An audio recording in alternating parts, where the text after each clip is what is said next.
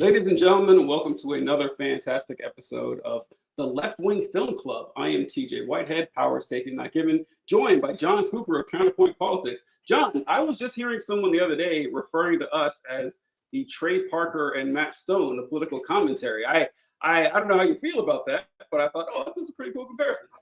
I'm pretty sure Trey Parker and Matt Stone are the Trey Parker and Matt Stone of political commentary. But I'll take it, TJ. I'll take it. I'm used to getting Rob McElhenney from South Park, so that's I'll definitely take it. By the way, if you can turn your mic up, you might want to. You're just definitely coming through a little bit quieter here. For those who don't know, TJ's in the process of a move, so his whole setup is different week to week. Oh, higgledy-piggledy, yeah. Hopefully we'll be done in 2 weeks or so. We'll be good.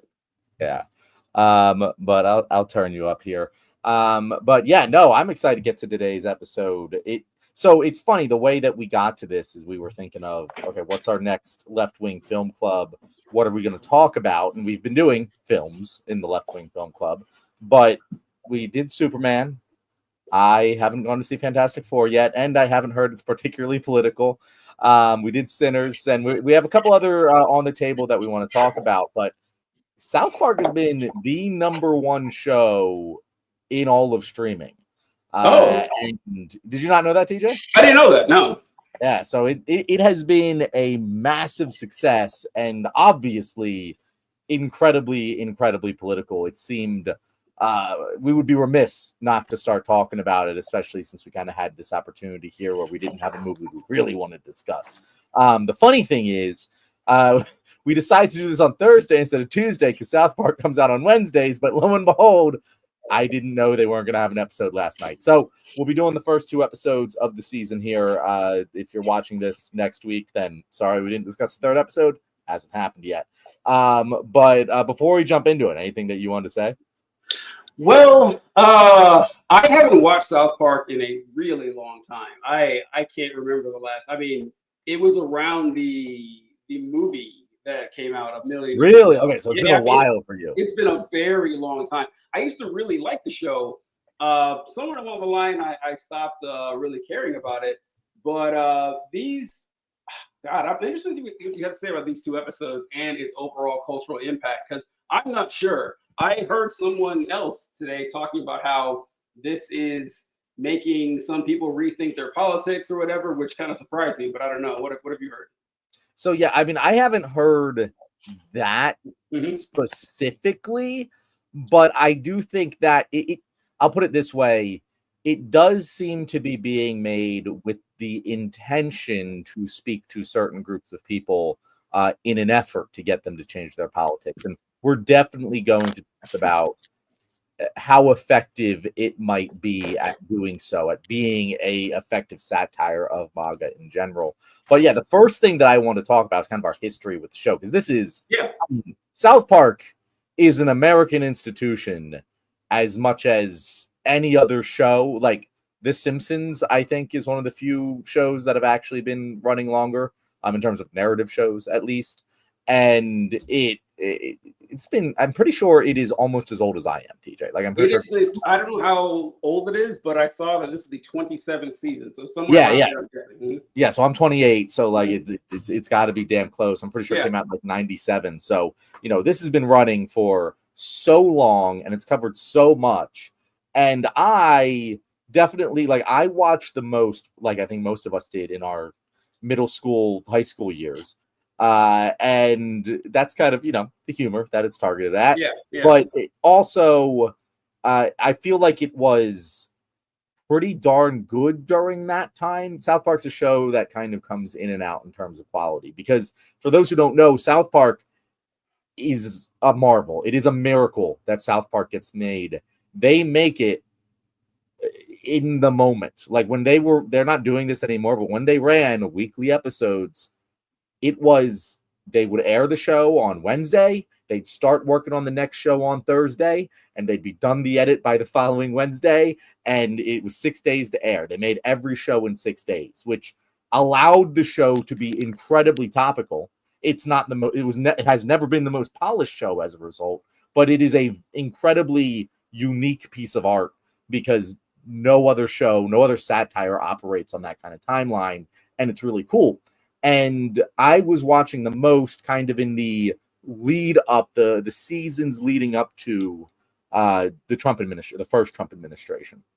And that's when they started they were always political, but that's when they started getting more long form. Like in those seasons is when they started doing actual multi-episode long arcs and season long arcs instead of just every episode is entirely bottled in and of itself like a Simpsons would be. Yeah. And I thought that was really good when they started doing that. But then they made Garrison Trump because they were like, oh, well, there's no fucking way that Trump is going to be president for the next 4 years. We're going to do this like season-long storyline where Garrison becomes Trump, and then Trump won. And that's when I stopped watching. Not because, necessarily I grew out of the show. I don't think I necessarily did because I'm watching this. I'm enjoying it. But like the show just lost the ability to be itself and be topical because they just wrote themselves into a corner. And I heard that like the recent specials they made were actually pretty good again. I haven't gone back and watched them. Maybe I will now because I was pretty impressed with the 2 episodes I've watched so far this season. It really feels like they have their spark back. It feels like they have a raison d'etre for making these episodes other than the $1.5 billion Paramount paid them. But what's your knee-jerk reaction to what you saw? My knee-jerk reaction, one, is I don't want to hear any shit about using big words unnecessarily. When you threw out raison d'etre, come on. What? It's a South Park episode. We got to be pulling out the critical vocabulary here, TJ. Incredible. So if I throw out agent provocateur or something in here, you can throw it right back at me, but that was what. Okay, so I saw that it was on its 27th season, so it's roughly 27 to 30 years old, something like that. And my reaction was similar. I said, wow, this show's been on a long time, and shows should never be on that long, is my opinion. That is insane. There's no way. I don't know how many of the seasons of the 27 are good. Lucky if it's half of them. I mean, you start getting diminishing returns pretty quickly. If you have an idea, even if you have a genius idea, and you flesh it out, there's only so much juice you have in that, right? I mean, and especially with the same characters and the reason but animated shows can last so long is because they're animated. The actors never age. The characters are whatever you draw them to be, and it either freezes them in stasis, which is bad for characters, or they become flanderized, which I think is kind of what happened to South Park, that the further you go back further and further, you have Cartman is less annoying, right? The annoying part is there, but he grows into being the monster that he is now. And as far as the political commentary of the show, I remember when I found out that Trey Parker and Matt Stone were libertarians, and said, ugh, gross, immediately. Like an immediate reaction was gross. I didn't know that. Well, I didn't know that they were shitting on Trump back in 2015 or 2016. That's news to me. Yeah, so like the whole thing with South Park, for better or worse, it shits on everyone. Like that's the whole thing. That's the whole shtick of South Park. It's no one's safe. They're going to attack everyone. Now, Trey Parker and Matt Stone are libertarians, but they're not libertarians in the way that the libertarians we argue with online are libertarians. They're actually more similar to our side of the political aisle. Really? So again, there's no like thesis. They never wrote like this is our political views, but just knowing them, having followed them for a while, because they are very, very good artists. Like they are incredibly good at what they do.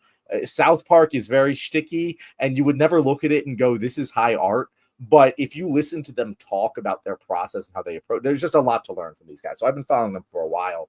And the thing with them is that they're libertarian in the sense they're kind of like, hey, we don't want over-regulation. We don't want government telling us what to do. But they're not libertarian in the sense where they're like, taxation is theft. Like, that's not the kind of libertarian they are. They're more so, hey, let government get out of people's hair as much as possible. But they generally lean left. Like, they generally, if you look at the show forever, what they've said in public, they typically vote Democrat. They typically lean that way because they actually see, the Democrats are actually the party that interferes less in people's lives, than the Republicans. So they're libertarian in the sense that they're for small government, but they're not libertarian in the crazy sense. Does that make sense? They shouldn't be called libertarians then, if that's the case, because honestly, libertarians, their main thing is the taxation part.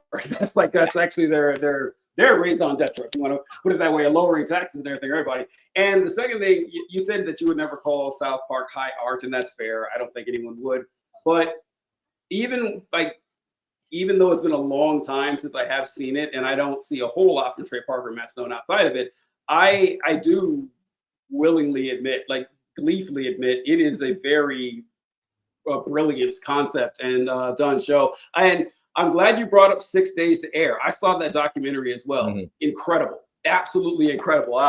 It's just like John said, they give themselves that time crunch. They don't front load the episodes and work on the off season. Every week they're working on next week's episode. They're getting the ideas. They're drawing it on the whiteboard. They're doing the storyboards together. And they said something in that documentary that has stuck with me for a long time. That when you're writing a paper and you're doing your draft, and then you write the paper, and then you look at it again, you draft it again, and the paper's done, and you spend days, weeks maybe, trying to make this paper 3% better. And they're saying that's dumb. It's already at 97%. You're going to waste hours and days and weeks trying to make it 3% better. No, it's good to go. And I like that, actually. I was like, you know what? That's kind of true. We find ourselves just tinkering. And a lot of times you make it worse, actually, when you tinker around with it more and more. But you give yourself the deadline. Hey, I got to focus on this, make the creative juices flow. And sure, maybe if they did it 9 days in advance, it could be 0.5% better. But why? Just do it. Just get the stuff out the door. And don't let yourself dawdle on that. So I did appreciate that aspect, at least, of how they at least did the show back then. I think you said they don't do it that way now, but in those days, I thought it was good. Well, I mean, they still do it that way. Oh. It's just that they have their freedom. This week was a scheduled, we're not going to have a show, but the week, so there's been 2 episodes in 4 weeks here, right? So the first one aired, and then the next week they're like, we're not going to release a show this week. We're going to do it next week because Paramount gave us $1.5 billion and we can do whatever the fuck that we want. And it's so far paying off Paramount. And we're going to get to that aspect of it too. But yeah, so they still do the time crunch thing. It's just they are not beholden to, we absolutely must have this schedule like they were back in the 90s, 2000s, 2010s for cable television, right? So anyway. This is our review of South Park. For those of us just joining us, we're going over the first 2 episodes here. And the first thing I want to ask you, TJ, and I think that this is probably the most important aspect of this season and what they're doing new, because I mentioned that previously they had Garrison as their Trump replacement, and they have a new Trump character now. Totally new, brand new Trump character. What are your thoughts on the Trump character? Do you think it is A, funny, and B, effective satire? I found the Trump character mildly funny. I don't know if I thought it was super funny. And do I think it's effective satire? No, I do not. And it's not because I didn't think it was side-splitting funny, the Trump character. That's not it at all. I don't think there's any such thing as effective satire against Donald Trump. I think that people have been at this for, honestly, more than 10 years. Trump was an easily parodyable character as a personality for decades now. And it's not possible to make Trump look dumber than he actually does. That's why all these comedians that do, Shane Gillis does a great Trump impersonation, right? But it's funny. He sounds like Donald Trump, and that sounds like something Trump would say, and he does a good job with it. You see this, but it doesn't do anything against Donald Trump. I don't think you could possibly make effective Trump satire. We all thought we could, back in 2015, 2016, maybe even up to 2020. But after that, so that's not a dig at them that they did a bad job. I just don't think this exists. What do you think? Yeah, no, and I actually... I agree with you up to a point. Mm-hmm.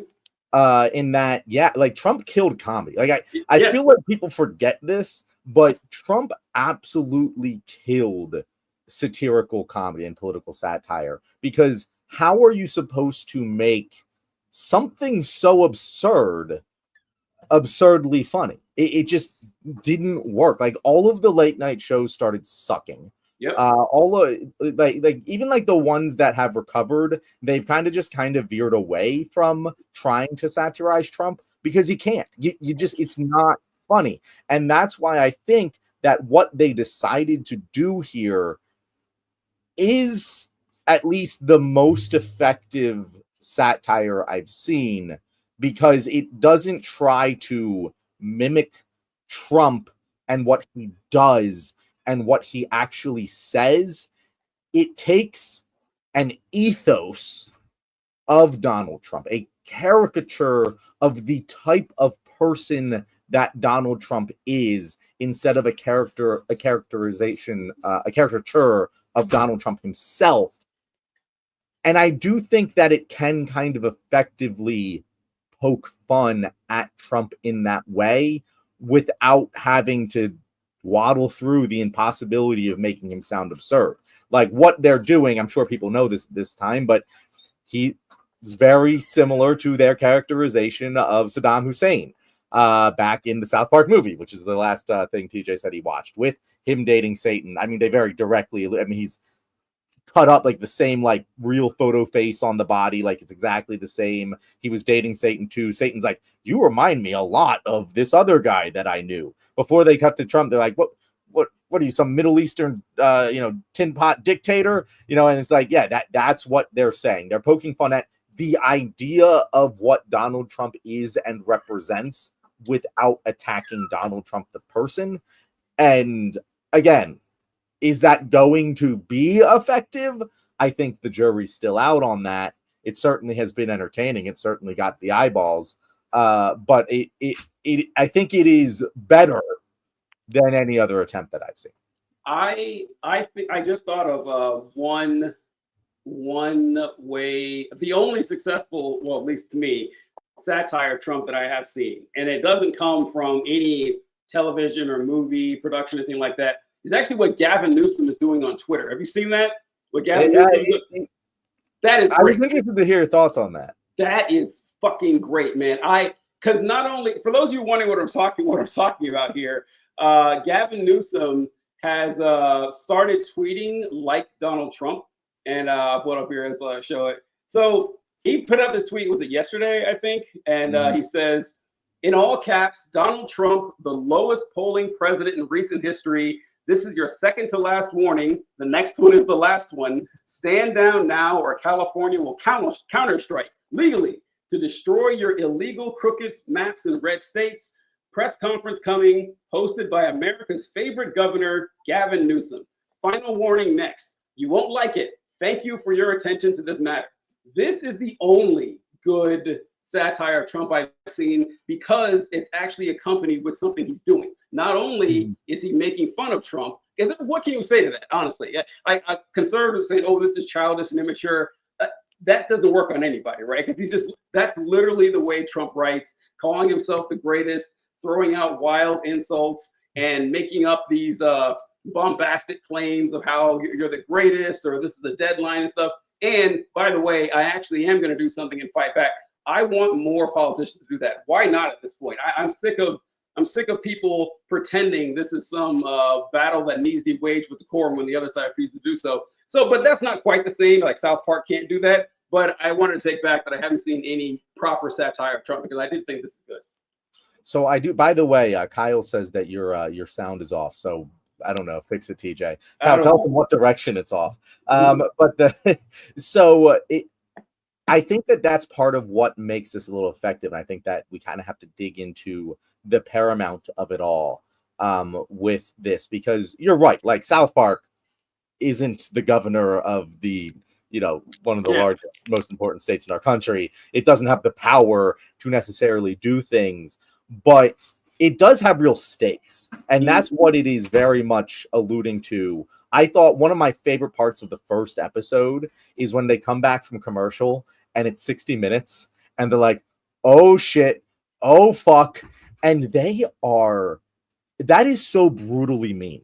Of all the attacks on Trump, like you can say what they will, the most scathing personal attack in the two episodes, I think, has been that shot of CBS, not CBS, 60 Minutes, because they're both employed by the same people. Like both 60 Minutes and South Park are getting their checks signed by Big Daddy Paramount, and they what's the word?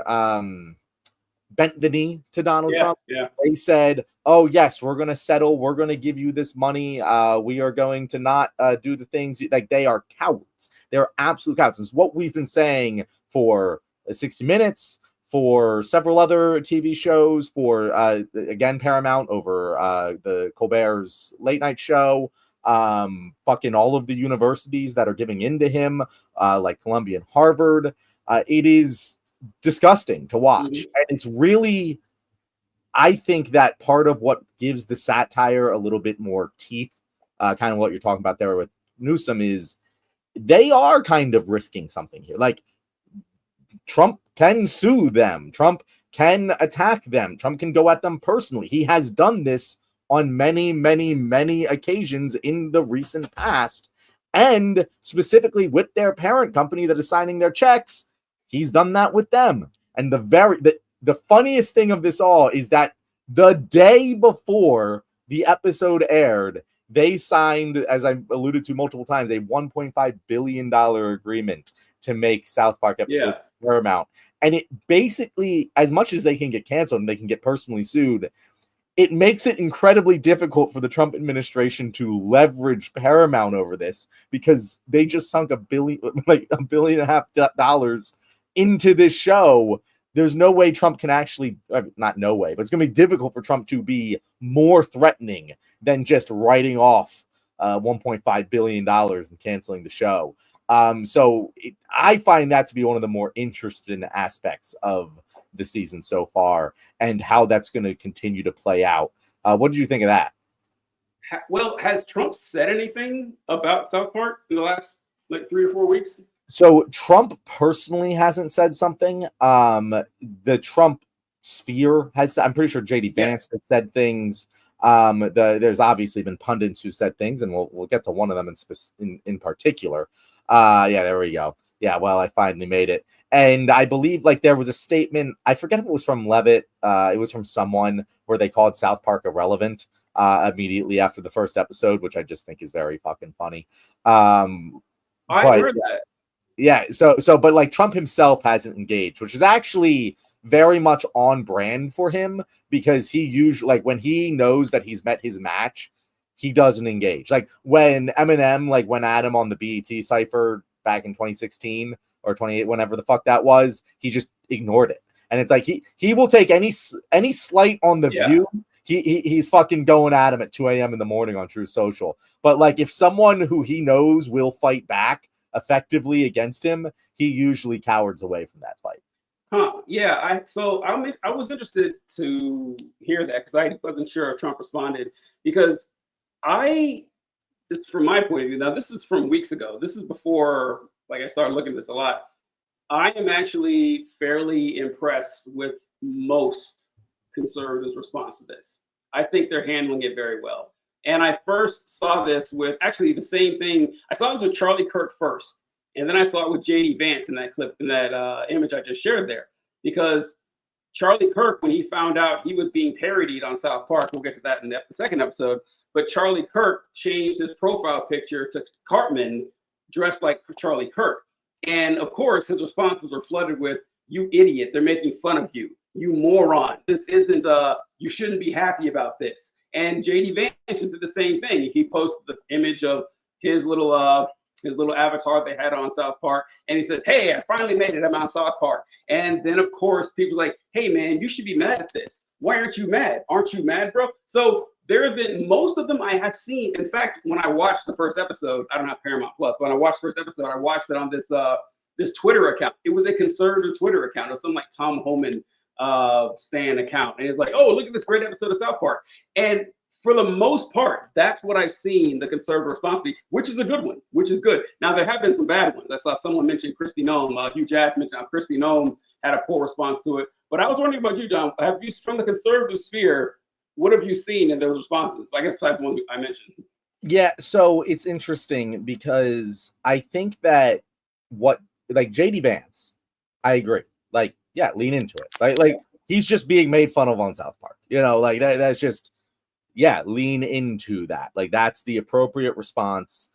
The satire of him so far is just the meme and him being a little bro to Big Don. And so, like, yeah, there's no actual teeth to what South Park is making fun of. You lean into that. The Charlie Kirk one is a little bit different in my mind, because what South Park is doing to Charlie Kirk, I think that he's taking bait big time, because they're not just making fun of Charlie Kirk like they make fun of everyone. They're making Cartman Charlie Kirk. And Cartman is the reason South Park is still on the air, in my opinion. Like, the rest of the characters, they're very fun and entertaining. Cartman is the timeless, classic character that just always stirs the drink. And Cartman is scathing. Like, if you are being played by Cartman, you are being mercilessly satirized. And the way Charlie Kirk is leaning into it is he's just ignoring the satire and being like, hey guys, look, I'm on South Park. And that is cowardly if you're fucking Charlie Kirk. Like, if you're Charlie Kirk and you're pretending to be happy about this, you shouldn't be, because you're getting trounced. Like you are getting manhandled by this show, and you're just pretending. Like, it feels like the meme of like the crying face with the happy mask on, because he's not engaging with what South Park is saying about him. He's not. He's literally he posted the clip of him debating. It was in the second episode, and it's Cartman pretending to be him and debating the girl, and he's like, what was it? It was like, what is a woman, or whatever, that fucking shit. And he cuts that out right before it cuts to the scene of Cartman and his mom, and Cartman's like to his mom, I love masturbating. It makes me feel good. It's so much fun, and all I have to do is talk to these college girls who aren't prepared and just edit out the ones that actually have a good argument. And it's like, that's exactly what fucking Charlie Kirk does. And the fact that he edited that out of the clip that he was posting, it just leans into the satire. And I feel like he's going to overextend himself, and South will come over the top on him, because they're not pulling their punches with him. And he's leaning in the wrong way, in my opinion. I'd like. Will it matter? No, but from a rhetorical standpoint, I don't think he's in the right here. I don't think, much like I don't think you can out satire Trump, I don't think you can out troll Charlie Kirk. I don't think it's going to happen. I think that Charlie Kirk, there's different types of right-wing commentators, as we know. Charlie Kirk's entire thing is making people angry. He's good at it. And he has Charlie Kirk is not stupid. There's a lot of right-wing commentators who are absolute morons. Charlie Kirk is not one of them. He's a pretty bright guy from what I've seen. And of course, so he knows what he's doing. He knows he's being trolled and satired and dunked on. And he says, okay, I'm just going to make people. I don't know a better way to do this, because if I were Charlie Kirk and I was being lambasted on some cartoon, me coming out and saying this cartoon is actually wrong, I think that makes me look worse. So it's like, oh, look, I'll take it as a compliment, and oh, wow, you guys are really pissed off. I'm not mad. Oh, well, that's too bad. You're not going to get that reaction up. You're not going to see me sweat. I think that's the best way to go on this. Right? There's no nobility points in it, but he's not in it for that. But so I don't know. We'll see what happens with this. I don't know. So I think you are right. Like, Hugh Jass asked here, what is the correct way for Kirk to respond? And I don't think, to be fair, I don't think there is a correct way. I think they have him painted into the corner. And this is where, I actually do think the satire can be effective satire, because you're right. He can't respond and say, no, that's not what I'm doing, or this is because he is. Like, they are telling the truth about Charlie Kirk and his operation and what he does, and they are sending that truth to the Charlie Kirk audience. And if they kind of like peel back the facade there and say, hey guys, look behind the curtain, there's nothing there, the wizard is a lie, I think that is effective. The way that they're attacking the Trump sphere people, including Kristi Noem, is effective because they have weaknesses that their audiences will care about when they're being attacked from people that they respect, like Trey Parker and Matt Stone. And so I do think that that is one of the ways it can be effective. I also just have to say, probably the biggest laugh of the 2 episodes for me, I don't know about you, is when Cartman, he's pissed that Clyde is like taking his shtick. But he's talking to Clyde on the podcast. And he's like, what the fuck? Why are you taking this from me? And Clyde's just like, hashtag respect my authority. Yeah. And Cartman is like, respect Clyde's authority. And Cartman's like, what the fuck? And it was just a perfectly timed joke, like perfectly satirizing everything. I just, that's when you're like, this is high art. Like, that is a perfectly executed joke. 10 out of 10, no notes. Yeah, my favorite laugh was also from Cartman, but it was from the first episode. And it's when he goes to talk to his mom and he's complaining that his favorite radio show program is taken off the air. And he says, yeah, it was PBS. Yep. And I would listen to all these liberals whine and complain about their problems. It was really funny to me. I love that. I was like, that's such a Cartman thing to say. That is like he gets all this joy out of people being kicked out of their homes and shit and whining and complaining about it on the air. That was my favorite laugh of the show. When he was like, they were talking about these girls who were stoned to death. And you know why they were stoned to death? Because they got raped. Shit's hilarious. Yeah. Like, Cartman was killing it with that. So Kyle brings up a good question here that I think is very fair. He says, is satire only effective if it causes positive social change? And what is the goal of satire beyond being funny and showing the absurdity of the powerful? I think that's a fair question, because you can have 2 goals. If your goal is just to be funny, then yeah, fine. I've got a problem with that. But a lot of satire, I think, a lot of the purpose is, I'd like to develop some social change. And now perhaps those 2 disparate goals. You can reach one and not the other, or both, or neither. So I think you can count it as successful if it's funny, but that's ranking it funny as, is it humorous? Is it comical? Okay, but is it political satire that's effective in changing anything? I think you can judge it on both metrics. What do you think, John? Yeah, no, I agree with you. Like, they're 2 different things. Like, and you have to judge them. And like, when I say, is the satire effective, I'm not talking about, is it funny? Is it funny is part of satire. Like, satire does kind of have to be funny in order to work, but that's not what I mean. Like, you can have funny satire that is ineffective, and you can have effective satire that isn't as funny as some other satire, right? And that's the question. Does it need to actually, in the real world, affect social change in a positive way? That's a little more difficult to parse, because there's different ways that it can affect things. If you expect South Park to change the hearts and minds of the entire nation, you're setting your bar too high. But I think that what South Park can be, and I think what they recognize it as now, at least, is a Trojan horse. I think that the biggest criticism of South Park that has been lobbied against it is that it has created a generation of people, especially your, for lack of a better term, red pill males that are kind of susceptible to that kind of messaging, this nihilistic mindset that typically tends to breed fascism, where, they make fun of everyone, nothing matters. Like, that was kind of the moral of South Park for a long part of its run, is everything sucks, everyone sucks, nothing matters, we're just going to laugh at it. And that was kind of the moral backbone, the thematic backbone of South Park for so long. And that was one of the biggest criticisms of the show, is that, you were doing satire, but what was really the effect of it? Like, the message ended up being, don't care about anything, which isn't positive social change. So you can make a very good argument. It wasn't very effective satire. It might have turned Kanye West into a Nazi.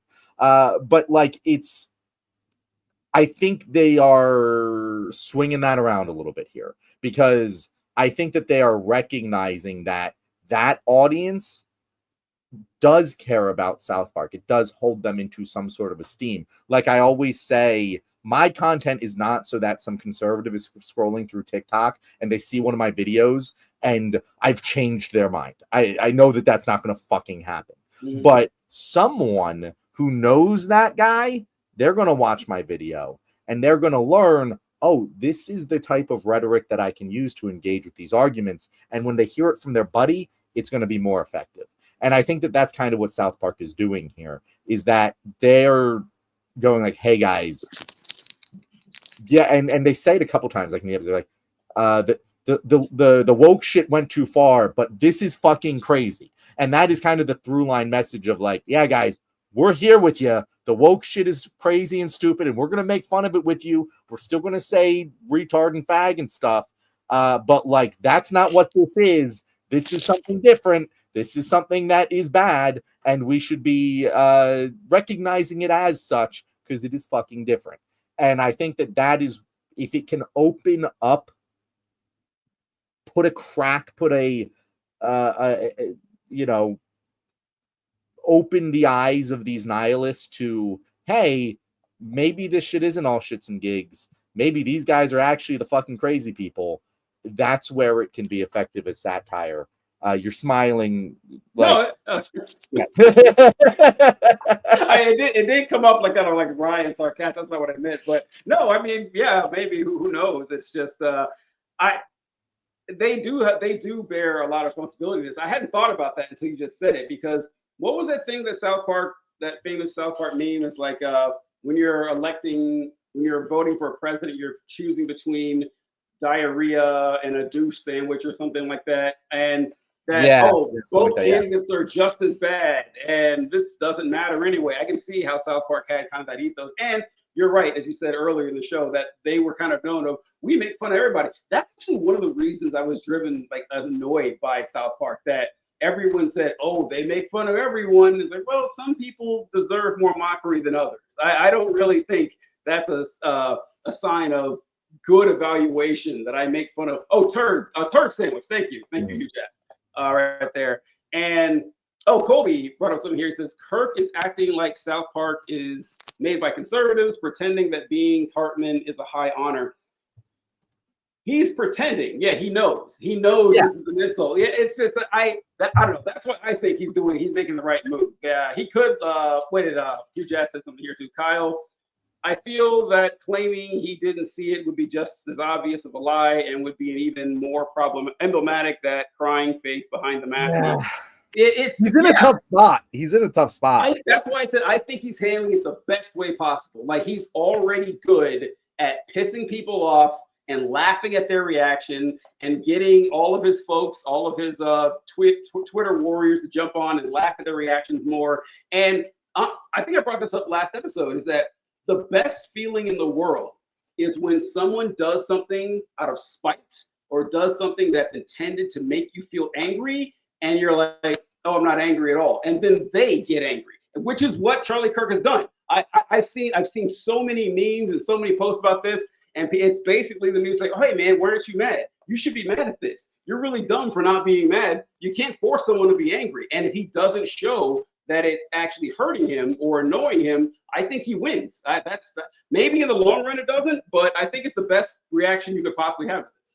So that like, I think right now that is a correct thing. Mm-hmm. So here's the nuance. Yeah.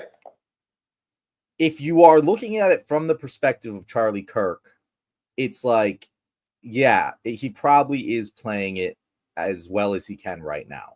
Now, the people who I find dumb are the ones who are like, yeah, bro, he can take a joke. You know, we can take a joke unlike you guys. And it's like that. If that's your take, you're like, Charlie Kirk is taking the joke. That's not what he's fucking doing. He is not taking the joke. He is actually very intentionally not talking about the joke. Yeah. He's just sort of being like, haha, it's not affecting me. Mm-hmm. And he's not engaging with the joke because he can't. Like, I guess that would be the way to better effectively handle it, is to actually take the joke head on and not like cry about it, but No, like he's be gonna funnier. outjoke South Park. that Right, would you're not going to do it. Like he's no, going to yeah, lose it's that crazy. fight. Yeah, So like again, like if you're Charlie Kirk, this is the best you can do. Yeah. But he's like fanboys who are like, oh, you're just being. Of course, we can take a joke. No, that's not. I just want to be very clear. That's not what he's doing. He's just kind of playing a bad hand as well as he can, because I do think it's like this to me. Cartman has always been the best part of South Park, as I said, but also specifically in these 2 episodes is very much the most like high art, I guess, of it. It is the most like meta analysis of it, because it's true. Like Cartman created this in a way. Like this, we want to say retard and fag again, like mindset, this ethos that has swept up over the last 4 years or so that has become to dominate culture at this point. Cartman's now like, yeah, what the fuck? It's not fun anymore. It's not fun. Like it only is fun for so long. If the libs ain't even crying because we won so hard, what's the point? I exist to troll. I don't exist to win. I don't exist to hold power. I don't give a shit about any of those things. I just want to make people cry. And that is what Cartman is and always has been. This isn't some change of his character in order to suit the current political environment. It is the current political environment was changed by Cartman and what he represents. And so I find it very telling. Not only is he like pissed off because Cartman is ahead of the curve. Trey Parker and Matt Stone are saying, guys, we know how this works. We've been doing this for 27 years.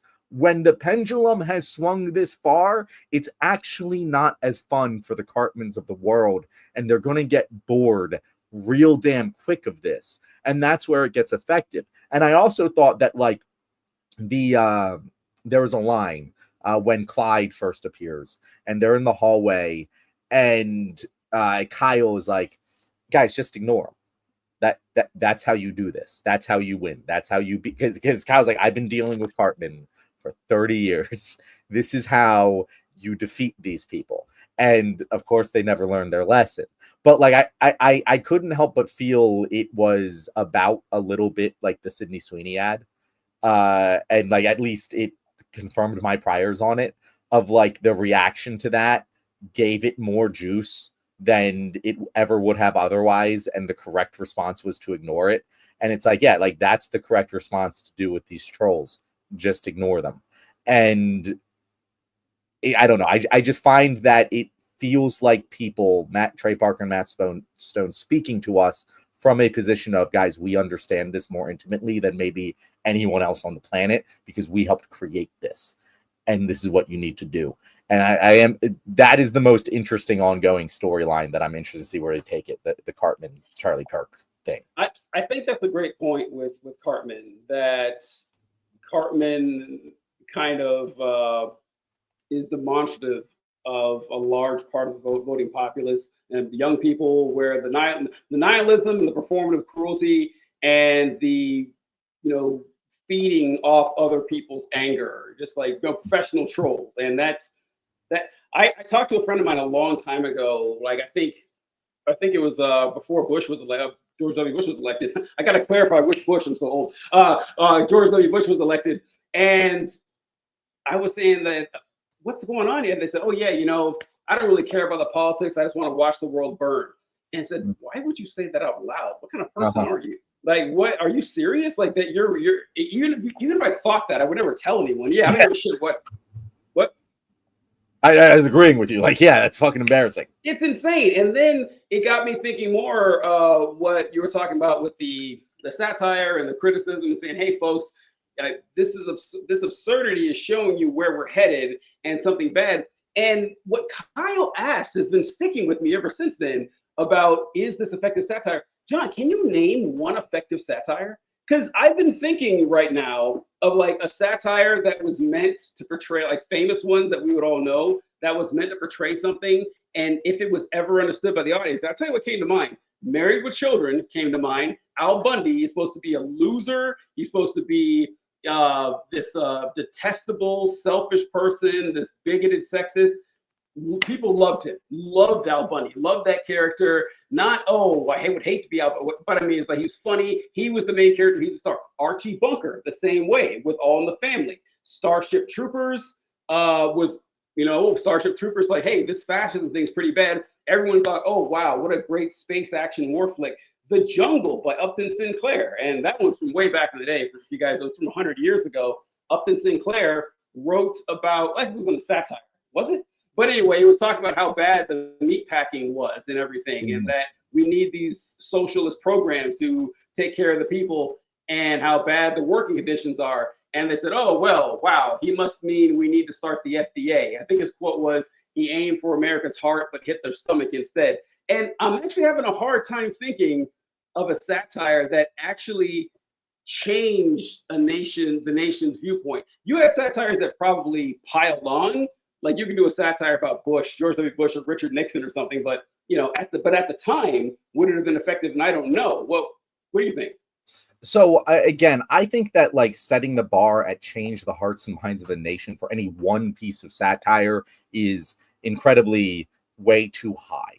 But I think that satire can be effective in multiple avenues. One, it can change minds, right? Like that's kind of the way that I think a lot of people are thinking about when they hear that is, did it take the cultural consensus on this issue and shift it in a positive direction? Did it take people who previously thought X and make them think Y? And that, I do think that there are certain examples of that. I do think that like The Daily Show and The Colbert Report definitely were effective satire. Like I think that they were incredibly effective satire. I think that they brought people in. For example, I watched a clip of The Colbert Report from, it was with Colbert was interviewing Robert Reich. There's like 3 different guys, all with a very similar name, but the short guy who's a socialist, you know who I'm talking about? Robert Reich. Is it Robert Reich? Okay, because like Rob Reich is a different guy. But Robert Reich, he's being interviewed. And I'm watching it. It's a brilliant clip. It's a brilliant fucking clip. It's a brilliant piece of satire because Robert Reich's a socialist and he comes into this pitch with the traditional, hey, I'm coming to this news interview. I don't really know if he understood who Colbert was. And he is selling these ideas to an audience that isn't ready for them. And he understands that. And then at the end of the interview, and Colbert's playing his character, he's like, oh, this is bullshit. You're trying to steal from the fucking rich. We got to trickle down on you and doing that whole shtick. At the end of the interview, Colbert's like, so are you saying that if rich people like me don't provide good enough public services for the poor people, they might unify and unite against us and do really bad things to people like me? And Robert Reich like sits there, and you see the recognition in his eyes, like, oh shit, you're saying the quiet part out loud right now. And he's like, yeah, you could say that. And I remember, I memory hold it. I watched that and I was like, shit, I remember watching this as a kid, and it must have fucking had an impact on me. It must have, because I remember it. I didn't understand at the time exactly what was being winked and nodded at, but it helped push me down that line. And so, like, did it take me from some flaming conservative to a fucking... No, but it was a piece of satire that opened my eyes to something that I would not have necessarily otherwise even engaged with, that eventually led to me going down the pipeline.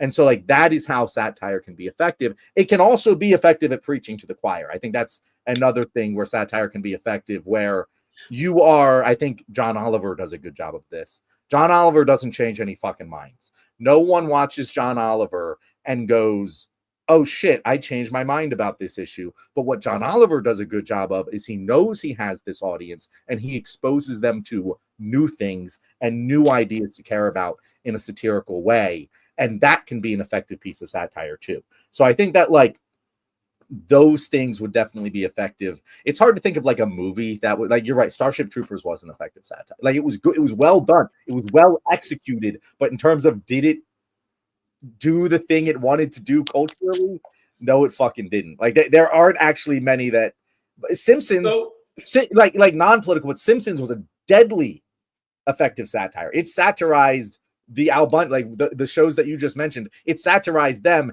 and it changed the landscape of network television and sitcoms. And you could not argue that it wasn't effective satire because it changed everything. And so like in that way it was effective. But political satire, it's a little stickier.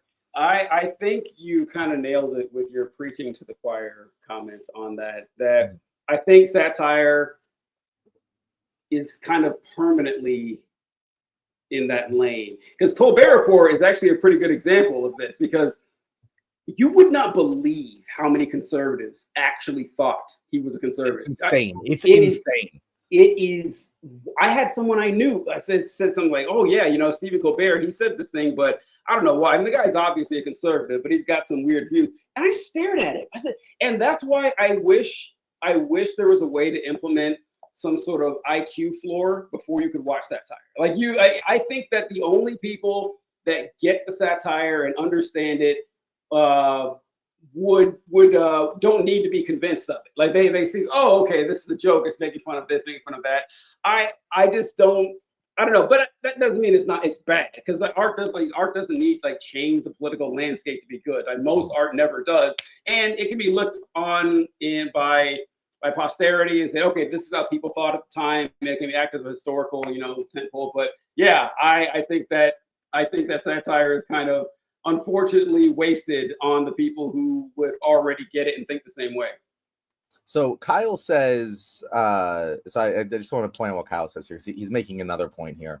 Kyle says, Greek satire made fun of Athenian democracy, sexism, and warmongering. Sinclair wasn't satire. It was a report on how terrible working conditions were and people only cared about unsanitary food. But going back to the ancient Greeks, they pointed out absurdity, but changed no minds. If satire is a tool of persuasion, I think Jon Stewart is the only effective satirist because he passed legislation for 9/11 first responder healthcare. He did do that. Kyle, that would mean satire only works when it shames the powerful. And I do think that the shaming the powerful is also an effective use of satire. Like, if you do get under the skin of the powerful and get away with it, that in and of itself is effective, because, and it's a little different now, but like back in the day, the only people, if you go back to like the medieval courts, the only people that could criticize the king at all was the jester. The jester could criticize the king if he could make him laugh about it. And that was the only time public criticism of the king could actually be aired. But it could also take its own form. If you could get the crowds behind the satire, then the satire could be effective at diminishing the power of the king. And that does kind of work here. Like, if you can, again, the entire Trump MAGA thing is momentum based. And if you can halt that momentum, if you can throw things in the machine that get people making fun, like Trump's fans making fun of him, it does work. And I don't know if that'll necessarily happen with Trump, but I want to move on to Kristi Noem, because she's been mentioned a couple times.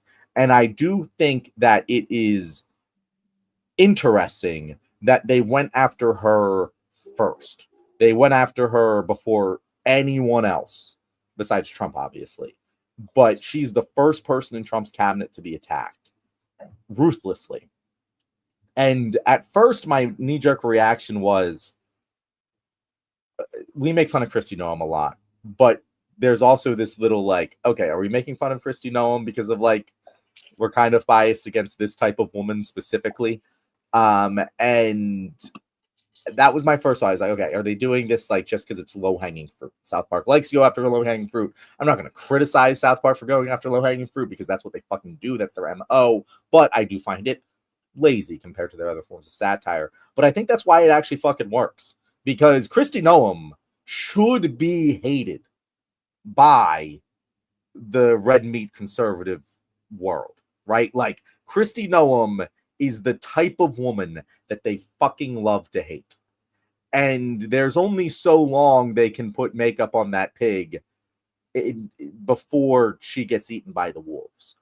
And I do think that going after her specifically, going after her appearance, going after the shooting dogs thing is just fucking funny. I think like brilliantly executed, but that's also something that like a lot of people don't actually know about. Like I think a lot of people watch South Park. They're like, why the fuck does she keep shooting dogs? That's very funny. They look it up like, oh shit, she shot a fucking dog. And that is an effective use of satire. I do think that attacking the people in the Trump sphere that aren't Teflon, like Donald Trump is, can be an effective way of moving public opinion in a positive direction in just making the mob eat itself. Would you agree with that? Well, I don't know where to begin here. I guess first I'll mention with Christy Noam, and I think she's showing the wrong way to react. Oh yeah, she's not doing it. Yeah, but that's the thing. Like she isn't built for this. No, she's not. Not built for this. No, and her going to she sounds like a fucking lib, man. I can't believe you're attacking a woman for her appearance. That's stuff that we say, okay? So you never want to sound like the bad guys, right? And so I was like, wow, Christy, I mean, you've been around long enough. I know this isn't your forte here, but you should know better than to walk into it just like that. So I think that she looks bad. I don't think we've ever had a bigger disagreement than this, John. This is a big one right here. That's from the second episode of South Park, the Christy Noam one. Mm-hmm. I hated the second episode. Like I hated it. I did not like it at all because interesting. Yeah, I thought that first the Christy Noam killing dogs thing. There were like 8 scenes of her shooting dogs. Okay, we get it. We get it. No, TJ, no, I need more of her killing dogs. I don't know. It was funny every time she did it. All right, so I take humor very seriously, right? And I have a high bar for South Park, right? And so like listen, if I was gonna write a joke about Christy Noam, having her walk into a room and shoot a dog is the first thing that would come to mind, right? And whenever you're trying to be funny, the first joke you think of, you should immediately dismiss because that's the one everyone's going to think of, right? That's why this is actually happened. I don't know if I told you this, John. This has actually happened on the show. So for those of you who've been watching the show for a while, the show always ends, and when I put a button on the show, I'll try to think of a joke to add on there. But now the way it used to work is John would say, "Oh, here's the thanks for watching, blah blah blah." TJ closes out, I make jokes, but then John started making jokes, and so what I had to do, I'd be like, okay. So I already think, all right, so if I think of a joke immediately, oh, well, any asshole would think of that joke. So I need to think of another one. John would think of that joke. And I was like, okay, I would think of the second joke. It's like, now I got to think of a joke John's not going to make. That's good comedy, all right? That is how comedy works. And I mean, look, iron sharpens iron. Exactly. And so I know like these guys know what comedy is, which is why I was so disappointed. Having her going, I did laugh at the end because when she shot Crypto the super dog, oh, I didn't see that coming. I didn't. And so I said, that almost made it worth it. Maybe if they'd done 2 scenes of her shooting dogs and then paid up the third, but I'm not done. Then we had Christy Noam, her face falling off from Botox. Also an easy fucking joke. Like a first grade level joke. Oh, look, she's got a lot of Botox, huh? Let's do this joke 5 times in the episode. John, how many times did Cartman say master debater? I was going to go back and count. It was at least a dozen. At least a dozen times, Mom, I'm master debating. Hey, another scene 5 minutes later, I got a master debate. And then with what's his name? Garrison, the counselor, when he went to get his finances reviewed and said, well, you got an $8,000 monthly nut. Oh, I got a big nut. I gotta make my nut. They did the nut joke 45 times. It's like, yo, this is embarrassing. I don't know. I was really upset with not only were those jokes baseline jokes, but they kept doing them like half the episode. So yeah, I don't know. I was kind of disappointed in that episode. I wrote down it's one of the worst episodes of South Park I've ever seen. In my opinion, I wasn't a big fan of it. But the Christy Noam thing, yeah, I didn't expect them to go after her right away, right after Trump or whatever. And her reaction was pretty bad, which I do think goes back to how well other people in the Trump administration handled it. Yeah. So okay, we're gonna engage with that. So I have some parts of agreement with you, some parts of disagreement. 100% agree on the face thing. I thought that joke was low, only like kind of funny the first time. it was only kind of funny the first time, and then they kept it going, and I was like, okay. But so here's the thing with South Park. I grade them on a curve because the sophomore humor is their shtick, and they have a shotgun approach to it, where they're okay with missing a lot in order to get the big hits. Yeah. And so like that I'm willing to kind of write off and just be like, they missed. It's a miss. It's okay. They're going to have misses. It's kind of just how that cookie gets made. I disagree with you on the shooting dogs thing. While I agree generally with your process of, the first joke you think of, just throw it away because there's better shit there. There are times when repeatedly making an easy joke over and over and over again gets funnier. The more you do it, the funnier it gets, because there's a certain point where you're like, oh, they can't possibly, oh fuck, they did it again, and it comes back around. And I think I think it worked. The actual, like, if you look at like the beats of the joke whenever she killed a dog, utterly phenomenal. Like the timing, the visuals, the sound, like they just executed it on a high level. Unlike the face joke, which just like, it's a face. It's trying to, like, what is even the joke here? Like with the dog, there's a satirical element to that. Like they are satirizing something that actually fucking matters. With the face, it doesn't. I could make a stretch for them and say, well, they're baiting Kristi Noem into making that exact bad response, and she did, and therefore it was effective. And I'd be like, okay, that's an argument, but I feel like I'm working backwards, because I don't think that was the intent. I think they were just doing a sophomore bit, and you're right. I don't think it was very funny. But it's very funny that she said that. So, like, again, I'm okay with it. I agree that the Kristi Noem bits and the Garrison bits weren't as good. But I thought that the Cartman storyline very much made the second episode very funny and carried it. And I do think the master debating jokes, embarrassing, man. I didn't think they were embarrassing. I thought there were some clever ones in there.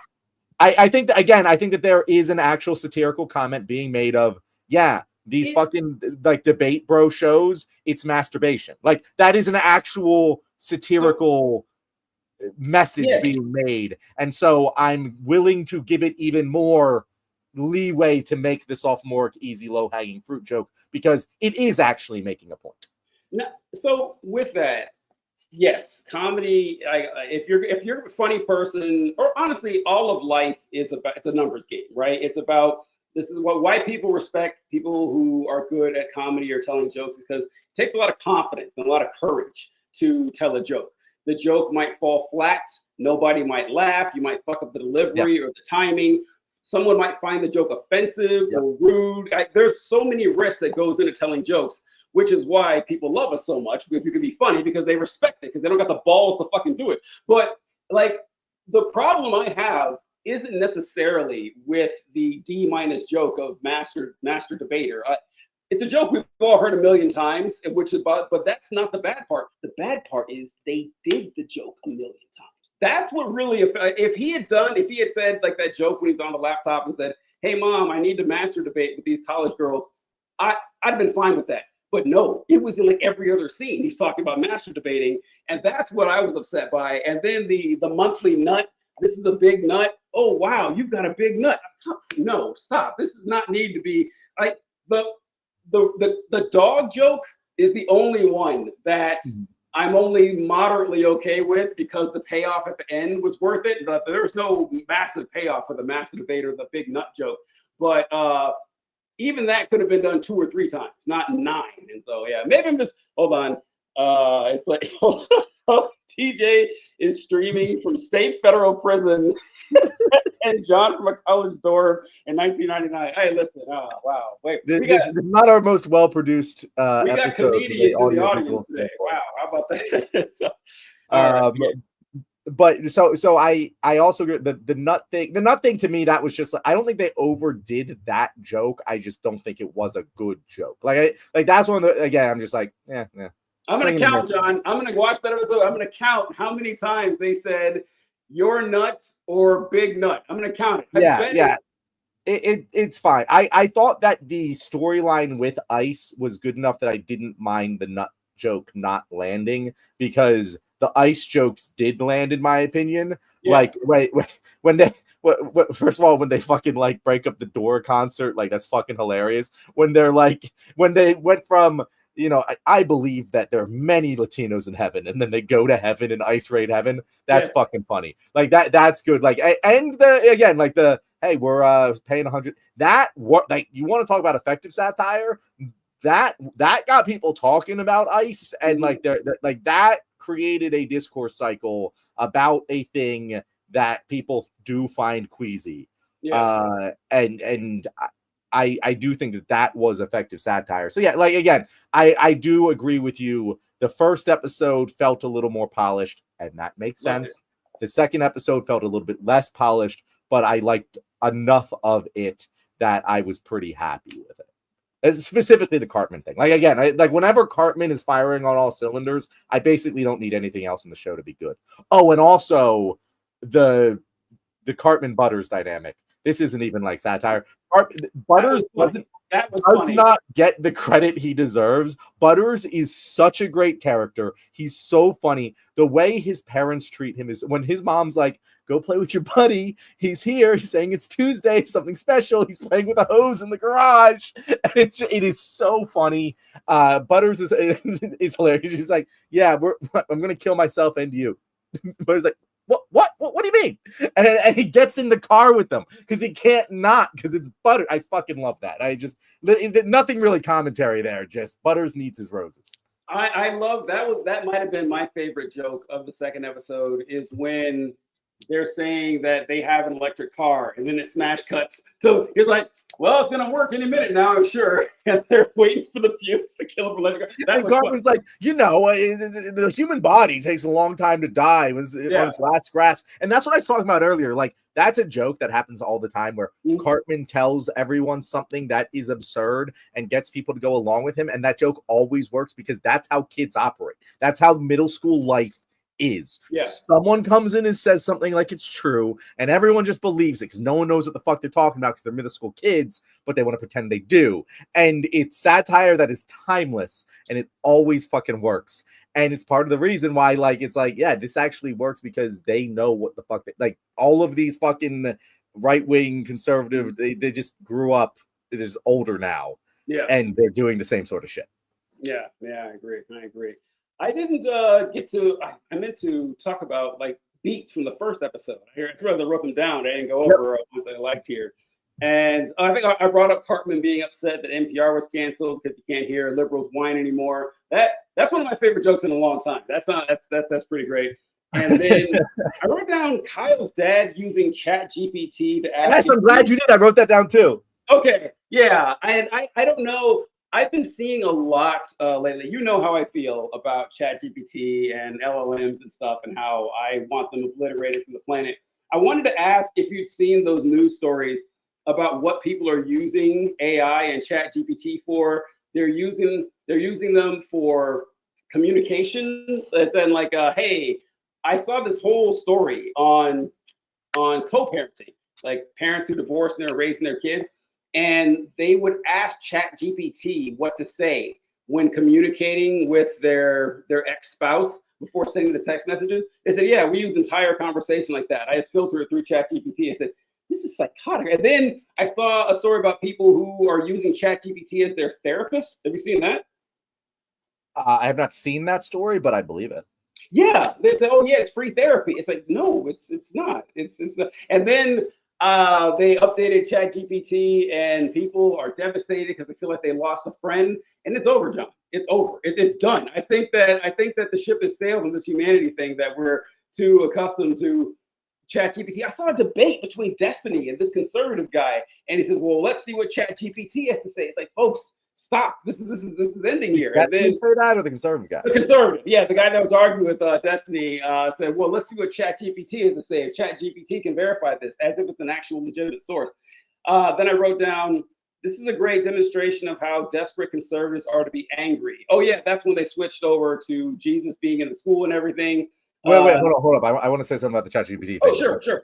So, like, I agree with you. We're fucking cooked. I hadn't heard about the divorce thing. Actually, like that one, I'm like probably better than the alternative. Like, I'm just like, usually I'm like, if you're using ChatGPT to formulate text for you to communicate, you're an idiot who's just cheating yourself and everyone around you out of what makes life. In that situation, probably for the better. Yeah. Probably better off that it's being filtered through ChatGPT. Now that you mentioned it, yeah, because they were saying that ChatGPT prevents them from saying something that would make them look bad in court. Exactly. And so, yeah, you're right. I get that, but be a better fucking person, okay? Like, learn how to talk. That's the thing. Like, divorced people are the worst people. Like, that is when you're going through a divorce, you are the worst version of yourself. And so that's why I'm like, yeah, no, let the computer talk for you. You can't be trusted in that moment. Yeah. What you're saying, I think that I hope that they go there with that, because I thought it was a very funny scene with Randy talking to the ChatGPT and his wife just being like, "What the fuck?" And Randy's a great character. I thought Randy, but like I do hope because they should explore that a little of like, this is fucked.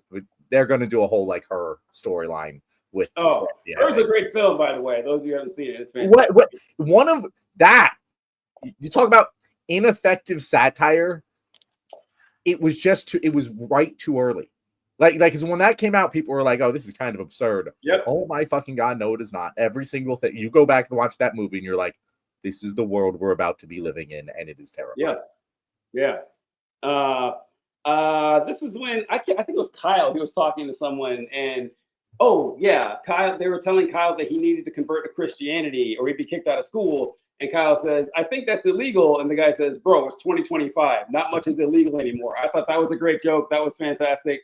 PC principle, power Christian principle, just like that works. Good job. It's not even like it's very funny, but just like it fits. I thought of that. And then there was the scene when Trump, he's at a pool party or something, and they're praising Christ and everything.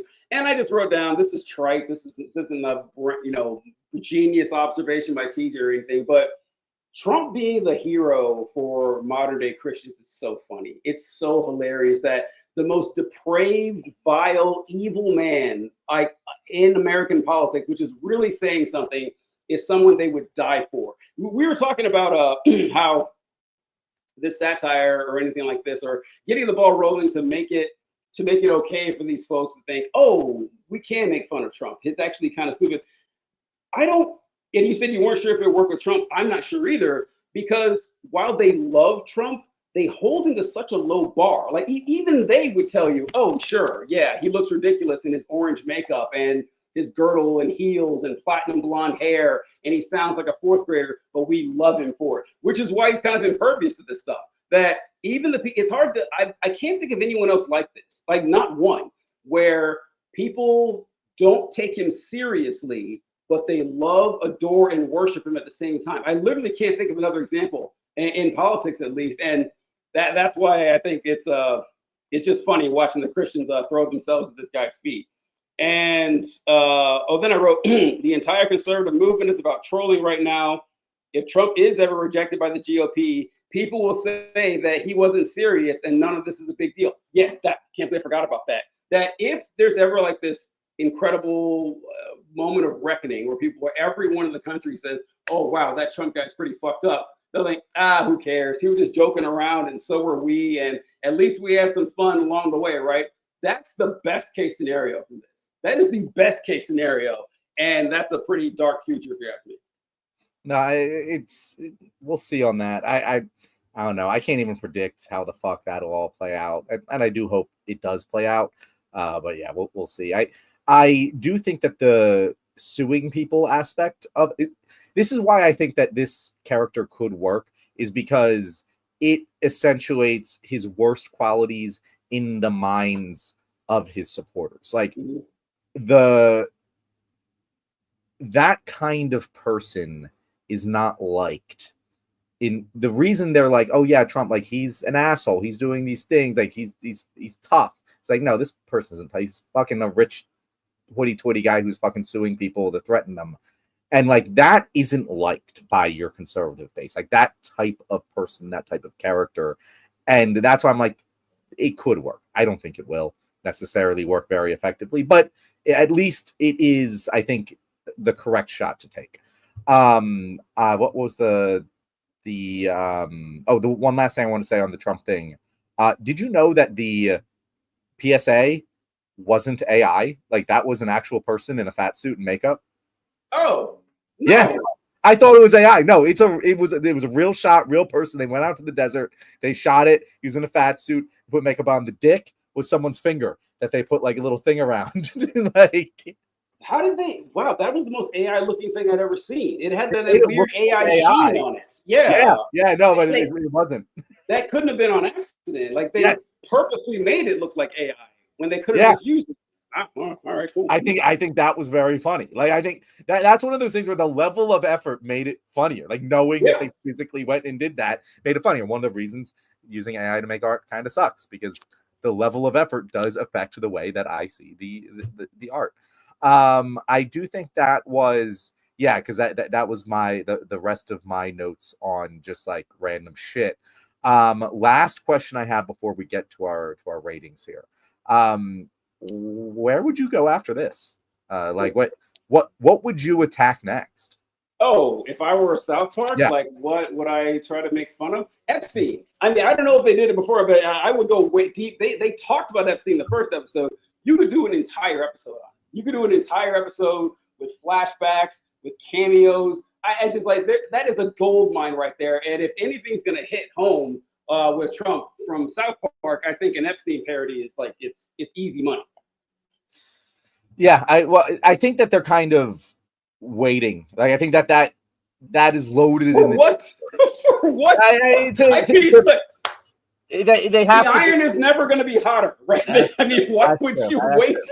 We'll see where they go. I mean, they kind of did that. Like, they had like fucking Dora like giving the massages at the fucking parlor. Like, you can tell that they're loading up on it, and I'm waiting to see where it goes. Yeah, that's a pretty obvious one. Yeah, no, I think I do like that. So anyway, our ratings. So I'm switching up the ratings a little bit here. All right. Because this is what I'm going to call our ongoing show rankings. Because it's different to rate an ongoing piece of television than it is to do a self-contained movie, right? Mm-hmm. It just felt wrong to do the categories that we were doing. Some of them are similar. So here's what I got. First category, humor. Second category, plot. Third, AV, audiovisual experience. Fourth, overall entertainment value. 5, politics and themes. And 6, the like kind of new one I have in here, show growth. Is this show growing in a positive or negative direction from what it previously was? I don't know if I'm in a place to do that ranking because I haven't watched the show in over a decade. That's okay. So okay. Again, we're not being paid for this, TJ. If you came here for the definitive expert analysis of South Park, I mean, you probably got a lot of good shit. But this is not it. We are not South. I haven't watched South Park consistently for a long time. TJ even longer. But I do think that that's important when we're going to do this for the boys. We're going to do this for not Infamous, for Invincible. There's going to be many shows that we're going to critique that are ongoing, and I do think it's important to talk about it in that context. So anyway, number 1, humor. Where would you rank the show? You go first. You go first this one. I'll go first. So I think that I would give this a B+ for humor. I think that there was several laugh out loud moments, but like it's still not A-level humor, even on the South Park scale of things. It's not at the levels of greatness that it has achieved in the past. I hate to do it, but I'm giving it a B- on the humor just because that second episode did not do it for me. It just didn't. Like the first episode was good. That second episode really drug it down. Like I laughed a couple of times, but overusing the easy jokes, I wasn't on board with that. No disrespect to the first episode or even the Cartman storyline, which is, I agree with you, like the redeeming grace of the episode in general. But I'm going to B-. Yeah, and I think that's fair. We'll split it in the middle and go B. I think that I'm giving more leeway and leash to it because of South Park and what South Park is. But like if I was like in a vacuum analyzing the humor overall, I'd be like, oh yeah, you're gonna take a lot of hits on your rating for these big misses. But I kind of just bake that into my South Park experience because it can't get the greatness of South Park without the misses. It just cannot be done, and therefore I don't rate misses as bad as I would a show that had a year to write and craft and hone. It's just I don't think that's a fair comparison. But I think B for the humor. So far, I think that's fair. Plot.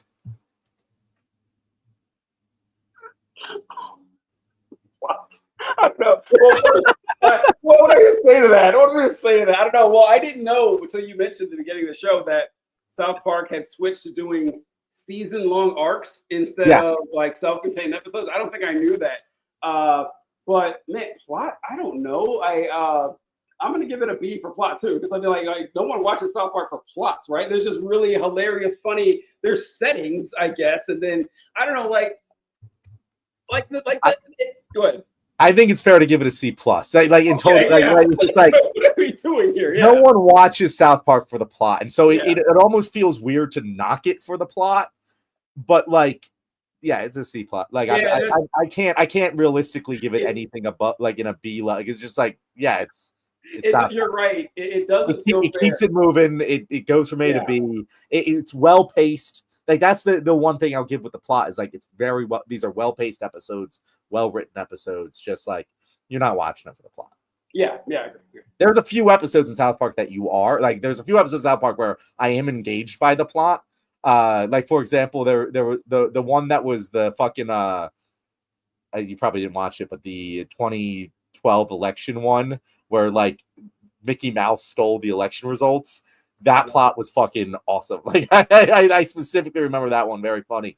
But yeah, you're not watching South Park for the plot. C plus, let's go with it. Audiovisual experience.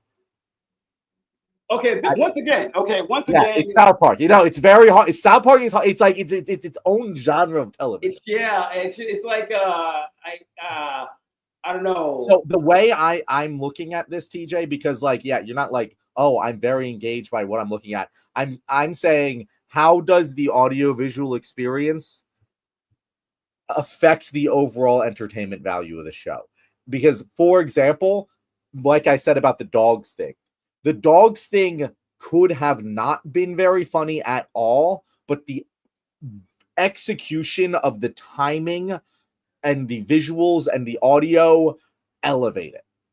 So that's kind of where I'm looking at, does what's happening on screen elevate what the show is trying to do? And I think that it does, but also it's South Park. It's not, that's not what you're necessarily here for. It's were the visual gags funny? Were the audio gags funny? And I think they were, and I give it a B for it. Okay, I'll stick with B too, because it's I don't know. It just doesn't seem like something that's fair to judge. Actually, you're right. B minus. I can't even give it a B. It's because it's like that. Because did the beats of the joke work? All right, I wouldn't classify that as audio visual. And there's very few visual jokes too. I don't know. It seems unfair to grade stuff. I feel bad giving it a B. You're right. I'm actually I'm doing this, and I'm agreeing with you. Overall entertainment value. Okay, overall entertainment value. Overall, I wasn't upset I watched it or whatever. There were a lot of really good jokes. I was hoping that it would rise to the occasion. Cartman's jokes about PBS being canceled were great. So a lot of the Trump stuff was funny. I'll give it an A minus. A minus. I was gonna say B plus. Okay.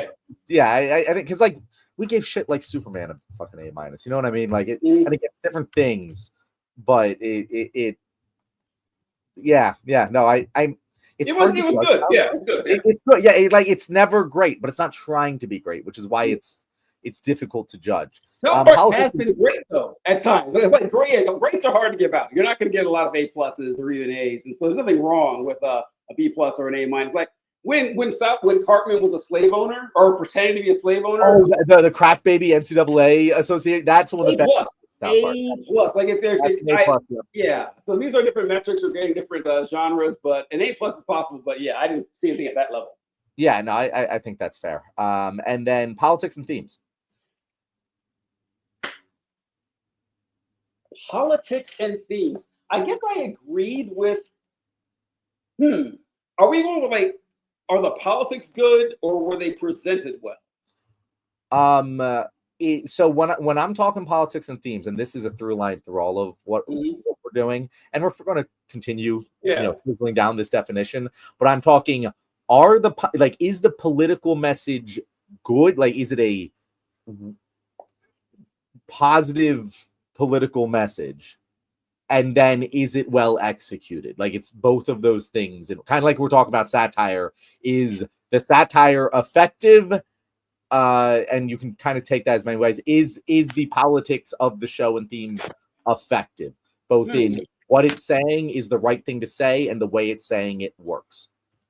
It's hard to find a lot of complaints with the politics. Honestly, yeah. What this is the one I give an A.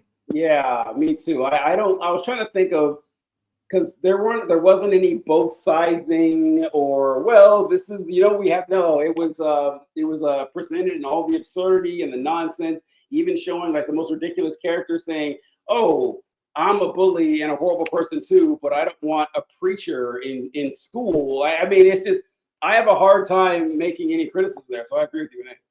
Okay, are we going A there? I think A is good for me, yeah. Okay. It is like, that could grow to an A+ easily with this show. Like, they could absolutely knock it out of the park, and I could go all the way to an S by the end of the season.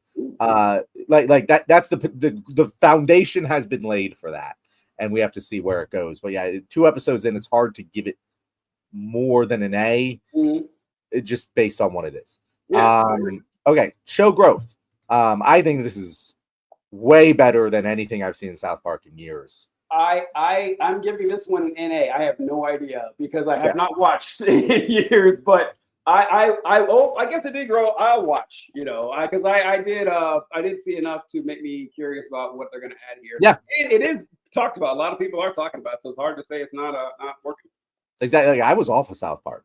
In fact, I went when it first aired and they were doing Trump and it went viral and everything. I was like, I have no interest in watching this. I've been off of South Park for so long. Last time I watched South Park, I was actively like, I don't like this. I'm not enjoying this.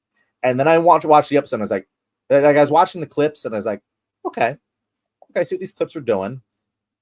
And then I was like, maybe I'll give it a try with the whole episode. And I was very, very happy with what I saw. And I do plan on watching the rest of the season. I don't have Paramount Plus, but I have YouTube TV with Comedy Central. So that's the way to do it, folks. Don't fucking buy Paramount Plus. Pirate that shit. Overall rating. I'm giving it a B+. Overall rating. I think that's a fair rating from what I saw. I'm giving it a B+. Not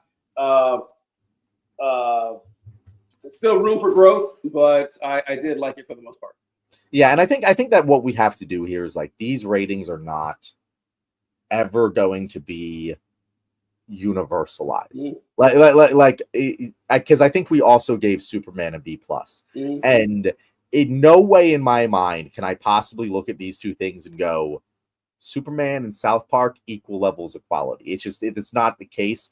I'm judging this based on, like, all of these ratings to me are based on what it is, what it's trying to be. Did I enjoy it for what it is? And I do think that that's kind of where this sits. It's B+. And B+ is kind of what South Park is trying to shoot for in general. They sometimes hit greatness. They have a lot of shit, and they're generally trying to maintain that B level, and I think it worked here. Yeah. All right, Conservatory of the Ozarks says, great show. I do think that is the show here, TJ. So anything to add before we close it out here? Only thing I'll add is, like, one thing I forgot to mention about what I wrote down in the notes, and that someone said, I think I saw a sign when Trump was walking, and they wrote, "He gets us." And I said, that's the best encapsulation I've ever heard or seen of Trump's crowd and Trump's audience and his followers, that he gets them. That, like, he behaves like they behave and they love him for it. and they always will. So I thought that was a good bit of writing. I'm just in the background right there. I was like, that's perfect. It's not funny, but it's depressingly accurate.